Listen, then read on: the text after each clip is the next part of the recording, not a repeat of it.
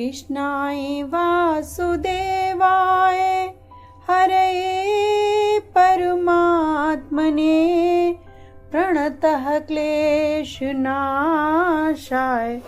गोविंदाय नमो नमः।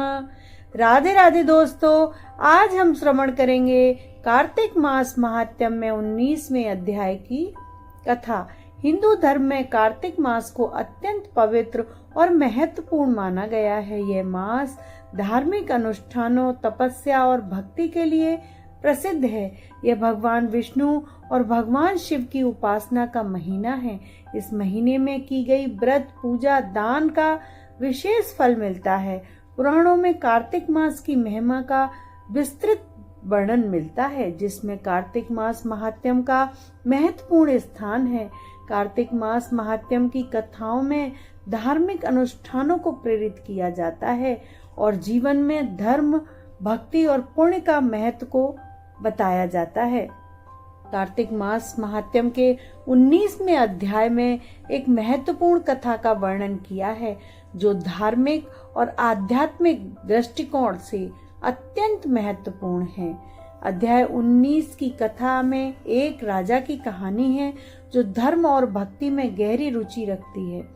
उसके शासन काल में प्रजा सुखी और समृद्ध थी। राजा ने कार्तिक मास की विशेष पूजा और व्रत का आयोजन किया, जिसमें उन्होंने प्रजा को भी भाग लेने के लिए प्रेरित किया।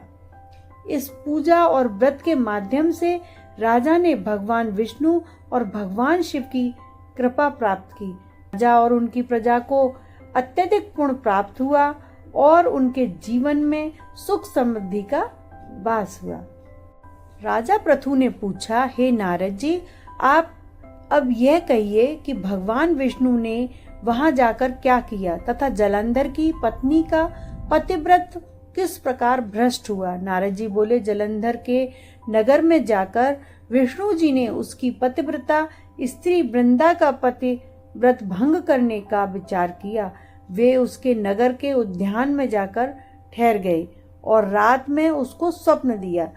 भगवान विष्णु की माया और विचित्र कार्य पद्धति थी और उसकी माया द्वारा जब वृंदा ने रात को वह स्वप्न देखा कि उसका पति नग्न होकर सिर पर तेल लगाए महिष पर चढ़ा है, वह काले रंग के फूलों की माला पहने हुए है तथा उसके चारों ओर हिंसक जीव हैं, वह सिर मुड़ाए हुए अंधकार में दक्षिण दिशा की ओर जा रहा है, उसने नगर को अपने साथ समुद्र में डूबा हुआ इत्यादि बहुत से सपने देखे। तत्काल ही वह स्वप्न का विचार करने लगी। इतने में उसे सूर्यदेव का उदय होते हुए दिखा तो सूर्य में उसे एक छिद्र दिखाई दिया तथा वह कांतिहीन था।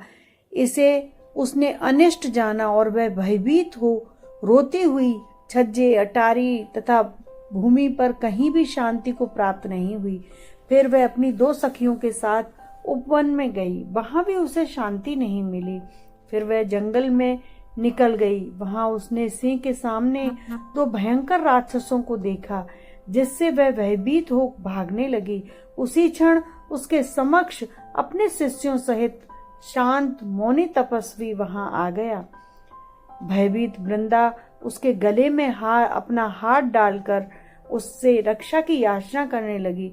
मुनि ने अपनी एक ही हुंकार से उस राक्षस को भगा दिया। वृंदा को आश्चर्य हुआ तथा वह भयमुक्त होकर मुनिनाथ को हाथ जोड़कर प्रणाम करने लगी। फिर उसने मुनि से अपने पति के संबंध में कुशल क्षेम का प्रश्न किया।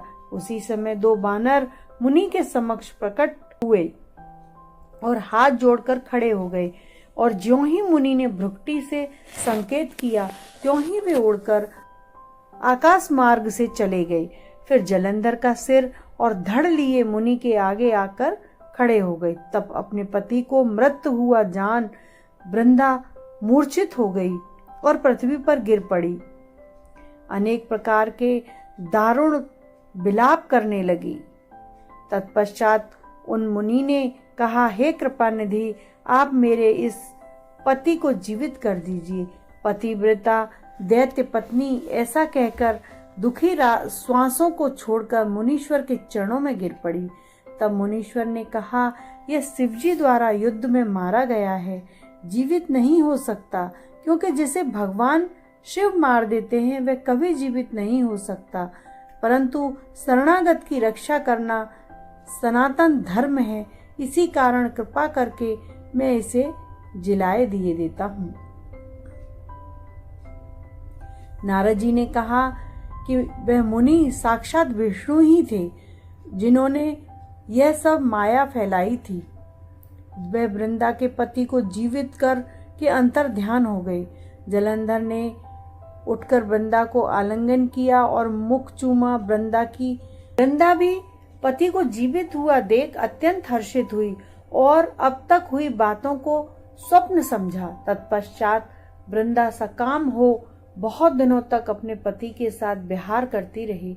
एक बार सूरत एवं संभोग काल में के अंत में उन्हीं विष्णु को देखकर उन्हें ताड़ित करती हुई बोली, हे पराई स्त्री से गमन करने वाले विष्णु, तुम्हारे शील को धिक्कार है। मैंने जान लिया है कि मायावी तपस्वी तुम ही थे। इस प्रकार कहकर कुपित पतिव्रता वृंदा ने अपनी तेज को प्रकट करके विष्णु भगवान को शाप दिया, तुमने माया से 2 राक्षस मुझे दिखाए थे, वही दोनों राक्षस किसी समय तुम्हारी स्त्री का हरण करेंगे। सर्वेश्वर जो तुम्हारा शिष्य बना है, यह वही तुम्हारा साथी रहेगा। तब तुम अपनी स्त्री के विरह में दुखी होकर विचरोगे, उस समय वानर ही तुम्हारी सहायता करेंगे। ऐसा कहती हुई पतिव्रता वृंदा अग्नि में प्रवेश कर गई। ब्रह्मा आदि देवता आकाश से उसका प्रवेश देखते रहे। वृंदा के शरीर का तेज पार्वती जी के शरीर में चला गया। पतिव्रत के प्रभाव से वृंदा मुक्त हो गई।